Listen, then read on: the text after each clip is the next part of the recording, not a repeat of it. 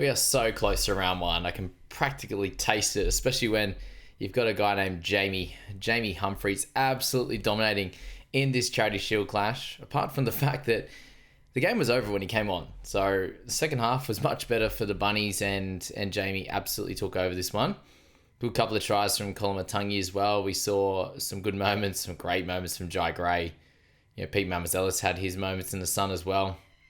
And shout out to Sione Finau, who I had a little bit of a chat about in the Cash Cows and in my recent video on the Cash Cow Bible there.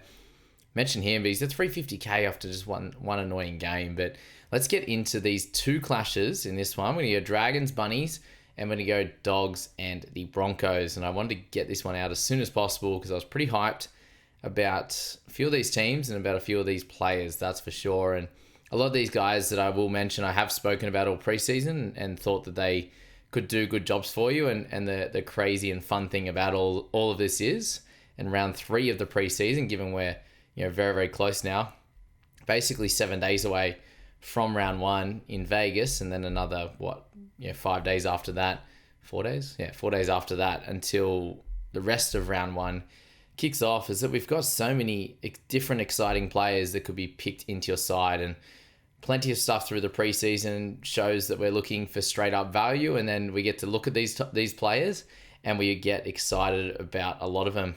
We then look at certain guys that have been in our team for a while, and we push them out of our side straight away. And you saw that with a few people saying that with guys like Kelmer last night and the like there. So let's get into the Dragons and the Bunnies. Before we do that, guys, we do need to mention the private group.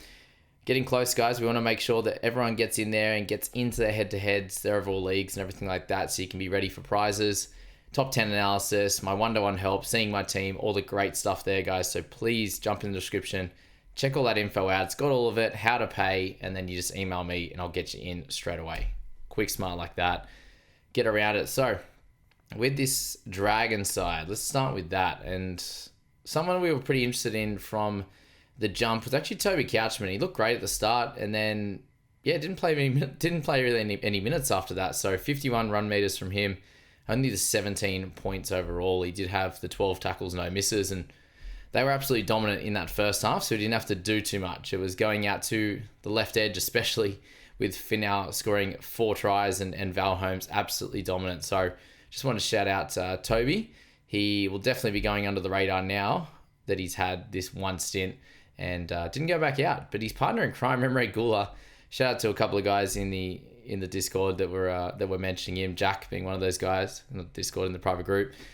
46 points for Emre. He had a couple of offloads in there, good run meters at 122, tackled his heart out as well at 22 for 0 misses, and he's someone with potentially a little bit of value, but I was just finding it difficult to see those minutes in this side, but he got them in this game and was able to show some of what he can do. And we know that the thing is with him, he does need a big chunk, 45 plus to be worth it, just due to his PPM, and he's not unlikely to improve that coming over to the Dragons. But I thought that was a pretty interesting battle, which you only got to see a first in from Couchman, and Gula started better fantasy-wise and then came back on and scored some points as well.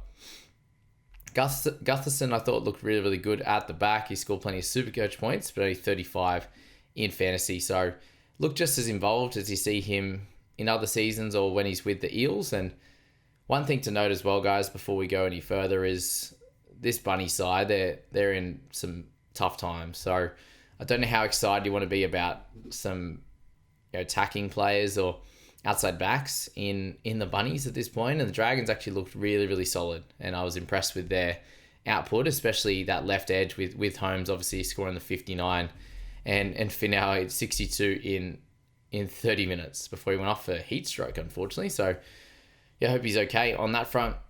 And on the other side as well, Moses Sully with the 58, he looked awesome as well. So defended well, he ran well also, and scored a try and got involved on that side of the ball as well. And then Holmes kicked great goals, and he's actually probably the easiest one he had, second easiest one anyway. He missed, which is funny. But the question's going to be with Finau is there a spot for him? With Tuipulotu coming back, we have Sloan at 18th man. It looks like he's the one to miss out at this point. And I do think Sione is going to likely end up keeping that spot. I think he's pushed himself ahead of Matt Fino, but we don't know. And that's the question. It's just all a bit of a guess at this point. So I think one of them is going to drop out and one's going to keep the spot. I think Sione's probably got the most value out of the two, definitely. Has only played the couple of games, but he looked nice. And I think anyone who parks themselves outside Val Holmes on that left-hand side, it's going to be a winning ticket to scoring tries for sure. Because we know, obviously, how good Murray Talangi is on that left-hand side with Val at the Cows. Both guys obviously played Origin.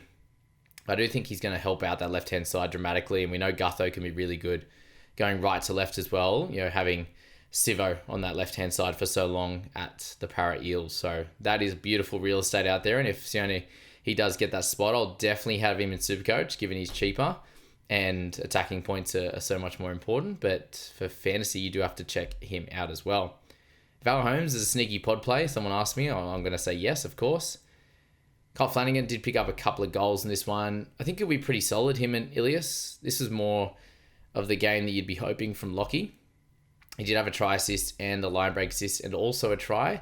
And the worry there is that he picked up 41 points in this one with the try assist and the try. So that is tough. It's not exactly what you want to be seeing from someone like that, to have such big, attacking stats and not score tremendously well. And Flanagan was solid as well. So just keep an eye on those two, because that's what exactly could happen. We didn't see Jacob Little in this one, so Cook got to play some really good minutes, had 60 run meters. He had the 36 tackles as well for no misses, so just some Cook magic as always. Always love some good points on him. While we're here, how good was the tip-ons by Luciano Leilua? And one of the guys in the group was like, "Oh, do we have a look at Luciano?" Because he had that terrific tip-on. He was looking awesome down that left-hand side, and then you look up at the points, he's on 15. So yeah, definitely don't pick him. DeBellin as well, he looked like he was involved in everything and only picked up a 30 with 122 meters. And obviously, tackles for this game weren't going to be tremendously high in those base stats. So only 19 tackles for him. But definitely, I don't think he's one to look at. If we're looking at any forwards outside of Gula and Toby Couchman, you do have to have a look at Ryan Couchman. Had a lovely try there at the end, but the base stats for him are awesome at 116 run meters and 31 tackles for a miss. And if he happens to get closer to that 40-minute mark off the bench, if there's room for that, we just don't know at this point, then I think he really locked in this game, that he could definitely be a guy that continues to score well when you do give him that, he's given that opportunity, he will continue to score well. And shout out to Dylan Egan for that hectic run in the back end of that game. For the Rabbitohs, this is where it gets a little bit interesting, obviously, here. And kick it off with Isaiah Tass at centre. He ended up playing with, I was going to say Fletcher Graham. Is that actually right? No, what's his name? Fletcher Myers. It's like Fletcher Graham. Wrong guy. Myers did come onto the wing, so Tass moved to the centres for this game. And we still don't know what's going to happen with Campbell Graham. First up in round one, is he going to be there or not? Same question applies to someone like Cody Walker. But with Tass, base stats are actually fairly solid in this one. For a game where they got pumped, it was 80 run meters, but the tackles was his big one, making 13 with no misses. So that's a big win for what we saw from him last year. And obviously picks up the goals as well, which he should do in this side with Latrell out. So he'll be fine at that price point. Is he going to be a slam dunk? Probably not in this Rabbitohs outfit. Whiten with 12. Munro didn't play a hell of a lot of minutes. He was off just before half time, if I'm correct.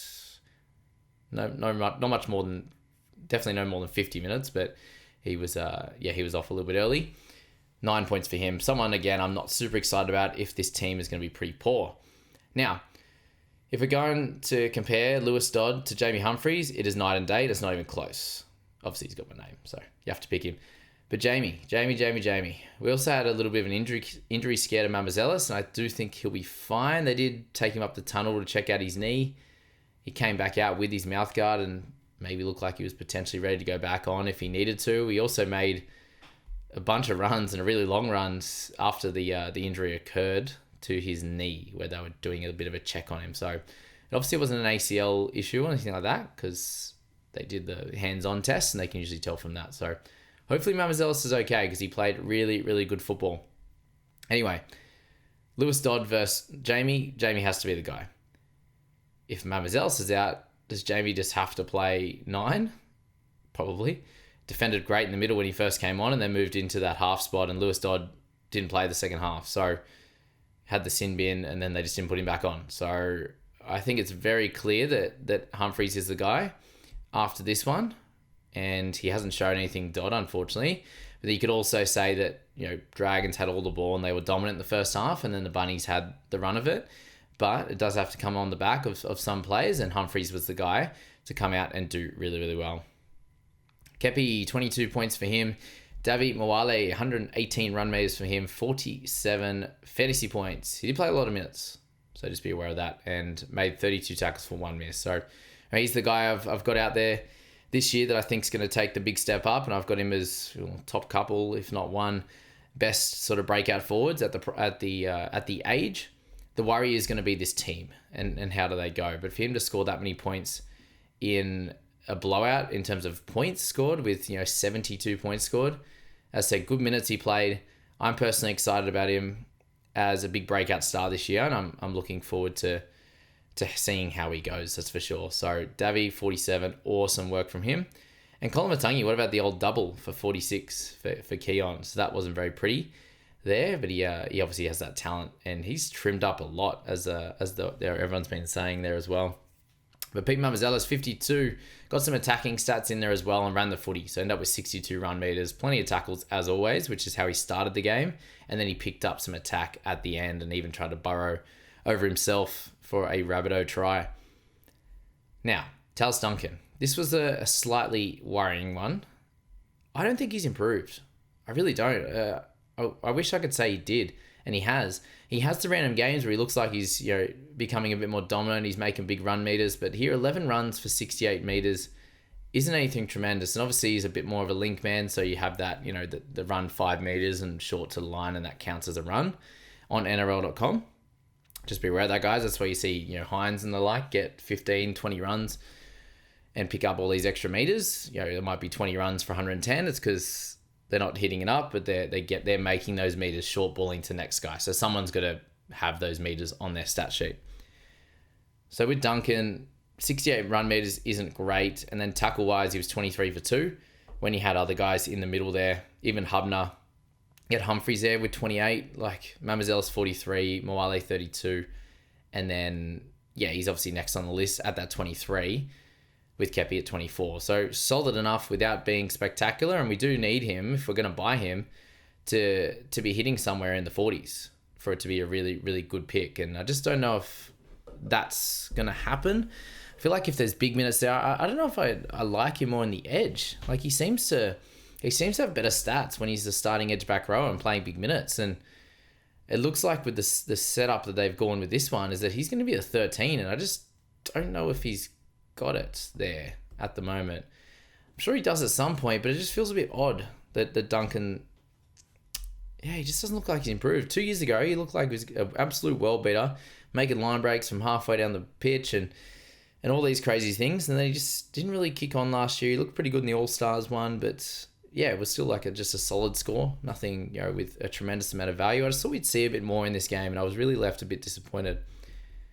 Speaking of guys that we weren't disappointed in, let's go to Jamie Humphrey. 66 points for him in this one, and he only played at like 50 minutes, something like that. Crazy enough. So for Humphreys to do that in this game, 82 run meters, try assists, try himself, strong, as we've seen all the pictures. This is one of those ones in preseason where it's absolutely translating to the game here, and he made, as I said, the 28 tackles for him.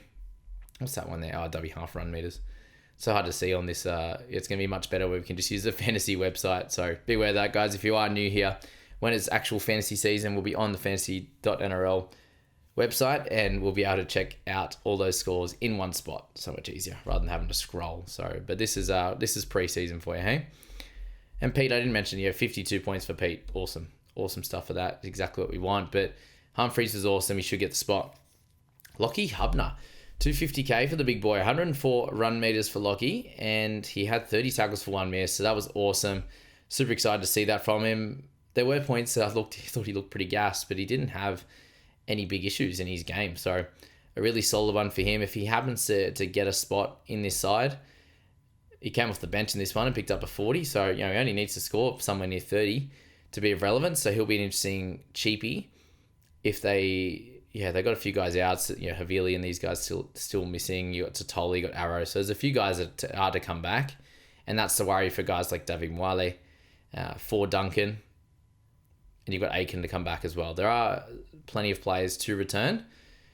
Is Totola going to take big minutes? I don't think so anymore. He's just had to learn to run and walk again. So that is hard enough in itself. And then to finish off this team, guys, we're going with Jai Gray, and he looks even better this year than last.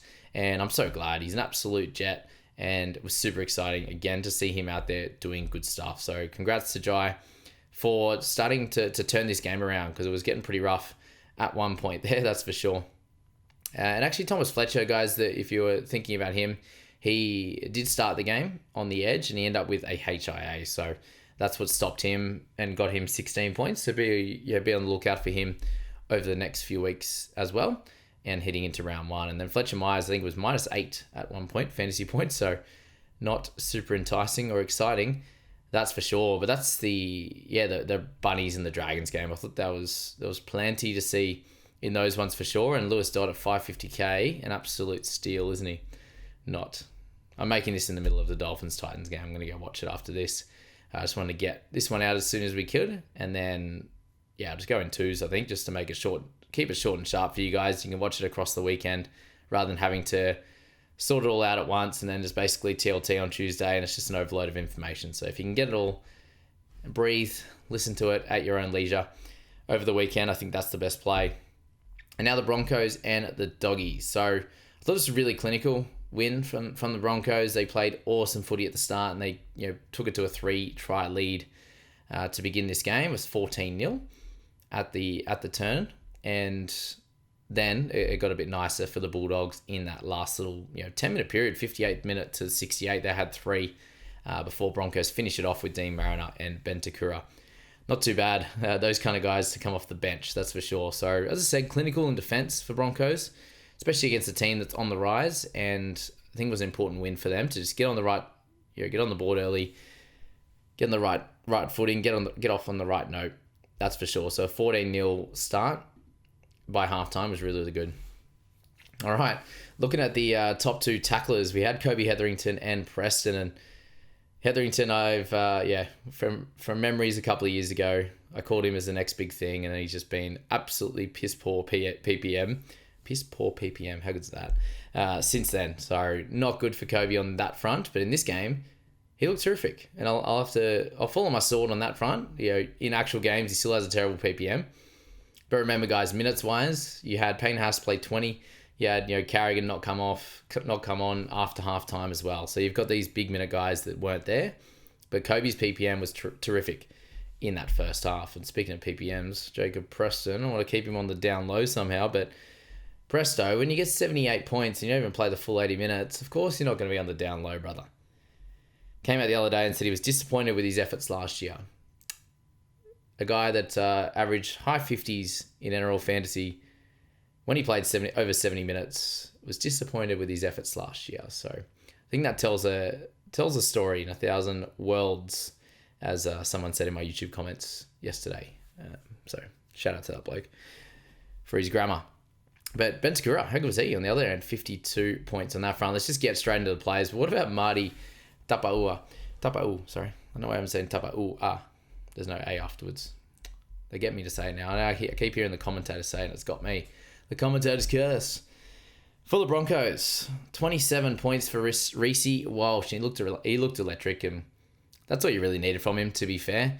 And then, if you're looking at him in round 1, not a problem at all if you wanted to go for that one there. And shout out to the fella in the comments that I forgot to write Shibasaki. I wrote Karapani instead, but I did mean Shibasaki in my Cash Cows video. So thank you for that one. Helped a brother out there, and hopefully helped a few in the comments that were looking for that. Oh, Karapani, what? Shibasaki. Anyway, he looks solid enough in that opening stint. 80 run meters for him in that one. And just the 1 tackle break. Selwyn Cobbo, some good signs for him. Obviously picked up a try and 7 tackle breaks, but only the 37 fantasy points for him in this one. He's a fine pick, a bit of a pod, but shouldn't be too exciting on your list for sure. Jesse Arthur's, that hair is flowing and obviously butchered that try, and I was laughing that, because his hair's so good he couldn't see where the ball was and just completely air swung that one. But Carrigan, Payne Haas, short stints and looked awesome. There was a little bit of an issue with Haas kind of limping there, so I think no reason to play him any longer, that's for sure, in this one. And you got Corey Pakes, 26 points for this one. And Carrigan, obviously, guys, playing in the middle, 122 metres. He's going to run the footy. It's just what he does. So shouldn't make too much of a difference. And the minutes-wise, might be a little bit less, but he should be able to go pretty hard while he's out there. Wouldn't be too much less, you'd imagine. Corey Pakes there, 26, and it was basically in tackles, guys. So he had 19 tackles dummy half run meters, scratch that. He had 26 tackles for 1 miss in this one and 19 run meters. So pretty solid hit out in that first half for him. And at 300k, we don't need him to score a tremendous amount. If you are picking him, you want him in the 30s pretty comfortably at that price point. I think you can get that, but we do need to look at their 17 that they've been named, right? That they have named, sorry. And really focus on that and who's going to be that number 14 for him. Can he get those big minutes? Can we get something out of coach to say how many minutes we expect from him? Because if it is not somewhere near the 60 mark, it'll be a very, very good pick, I think. Anything under that, it's a little bit worrying. And anything above that is a tremendous pick. So there you go. Shout out to Jack Goz, by the way, while we're here. Just a little bit of a tough one now. And on the same topic, Piakura, he seems to be way down the pecking order, because he came on, just they did a bunch of swaps at halftime and just switched them out, brought these guys on, and Piakura ended up that guy coming on. He did pick up 23 fantasy points, and we will shout him out because he didn't miss a tackle. So Mr. Brendan Piakura, missed tackle machine. Kelma Tuolangi, sorry, had to. 12-0 for Piakura. That is a massive win. If only his boxing record was like that. But Jack Oz looked pretty solid, to be fair. He tackled his heart out in this one as well. 24 tackles for 1 miss, and he actually made over 100 metres at 115. So that was great. Unfortunate thing for Jack is he did cop a Cat 1 HIA, so he will be fit and okay for their game in sort of 2 weeks now. But it's not a great lead up, to be honest with you, on that front. So if he's there named in round 1 at 250k and we see Piakura on the bench, can we pick him? That's going to be the big question. If Piakura is not there, he's in our sides. If Piakura is there, it's a bit of a worry. It's just it could switch easily on game day even. You'd have to wait till last minute. But or the next week or whatever. It could just change very, very, very quickly. But Kobe Hetherington, a 48 for him. He had 90 run meters and he had the good tackles there at 37 for 0 misses. And shout out to Karapani. He did get on the park, but that's not the guy I was talking about in that Cash Cows video. Dean Mariner just always happens to find the try line. You had Tyson Smoothie come on. Didn't play a lot of minutes there. Obviously picked up 17 fantasy points with a couple of goals as well. So shout out to him on that one. And Bentakura, what a jet. That's two games, 2 tries in a row, 115 run meters. He is so tough to handle. And he also had the 5 tackle breaks, which was great there in that one. Defensively, if you're worried about him, it's 11 tackles, 0 misses. And I'm not going to expect him to make a tremendous amount of tackles. He's not that type of guy. He isn't Payne Haas, but one of the guys in the group was mentioning about Takura probably, he should bunk with Haas and just do every single thing that Payne Haas does and get him nice and fit to be the jet that Payne Haas is. But I don't know if we'll find many guys like that in the world, that's for sure. So that's the Broncos. I think we leave it at that. I'm very impressed with their hit out. Kobe Hetherington looked solid. Haas, Carrigan, great in that spot. Pakes was fine. Solid. Had a good hit out last week, and I'm excited to see Hunt and Reynolds together. Arthur's bombed that kickoff Hunt. I think they're going to have a really fun season. All right, Connor Tracy, I did mention as a guy to potentially have a look at, and I looked at him. I'm like, I just don't know if I can get the stats up that high. We can't get him near 45 to 50, I don't think. And he had a couple of drops in this game. Just didn't look incredible. Didn't look like he made a big improvement. Like he always has the efforts. But I don't think you can pick him in this one. Blake Wilson had a nice finish at a try, but this is kind of him at the moment. Unfortunately, in fantasy, he scores a try and still picks up like a 30. 30, 35, 40 with a try is like the best that he can get for the most part. Bronson Xerri, Stephen Crichton, fine. With Crichton, I find it hard to see him really improving on last year too much. Burton, I don't think, had a cracking game. He missed a bunch of tackles, which he can do sometimes, but I feel like he really improved in the back end of last year on the missed tackle side. And he had a play the ball issue where he obviously didn't play with his foot for an error, and then they passed it right out in front and he dropped that one as well. So pretty rough sort of outing on that front. They obviously didn't get the win. They didn't get a lot of attack down his side. So those signs weren't incredible, but it was their first hit out as well. So I think we can give him a pass mark for that, but I'm looking to start with him in SuperCoach, and I probably need to see a little bit more. But yeah, their starting run isn't too hard, where I think the Broncos played really well in this one. And this was the highest quality trial so far that we've seen out of the three rounds so far, which was good to see. So congrats to everyone involved in this one for putting out a good hit out. And Toby Sexton with 41 was great. Good to see him, really taking control down that right-hand side as well and feeding my boy Presto. And Maxi King, 50 in this one, 114 run meters. Great tackles as always, 34 for 2. So that was a win on his front. You had Reed Marnie doing his thing, 4 misses. It's nothing crazy, and you'll see in a round 1 type of scenario that number go to like 50 make and 6 or 7 misses. Kick out 20 tackles for 5 misses. Surely he's the guy that loses minutes this year. That's what we're hoping. That's what I'm hoping. And then Preston, man, his base stats are freakish, as well as his ability to score tries. And he being able to burn the fullback like that one-on-one was super impressive. And yeah, you all know how much I've talked up Preston in this preseason, and he's a lot of money. That's the big one. With a lot of these guys, if you're looking at the Prestons, the Hopgoods, the Barnetts, all these types of players, if you want to go up to Yo, there's so many guys at this price point that are going to do a good job for you. It's just going to be for you selecting which one you think is going to be best for your excitement levels, the guys you want to watch the most. If you're an Eels fan, then 100% it's going to be Hopgood. If you're a Dogs fan, yeah, of course it's going to be someone like Preston. If you're a Preston fan like me, it might be the same thing. And even his quick play the balls, 2.74 seconds, 78. So good. My exciting thing for Preston was that he had a lot of games last year. Well, overall, he hit like a 90-something meters average last year, and he had 80 odd by halftime. So that was really, really promising. And as I said, he came out and said he had a disappointing year. So high standards for himself, which is always fun. Sam Hughes was fine at 32 with 80 run meters. Looks like Tom Mamona, who I did have in the Cash Cows video, he's just got named in the New South Wales Cup team in this one. So I think we can scratch him off my Cash Cows list. And I think he can do the same. Doesn't sound like they've got what they thought they were going to get out of him. It just shows a difference, like between English, the Super League and NRL. Like the NRL is so tough, man. And shout out to Kicks for a lovely 12 for the people that ask me each and every year about Viliami Kickout.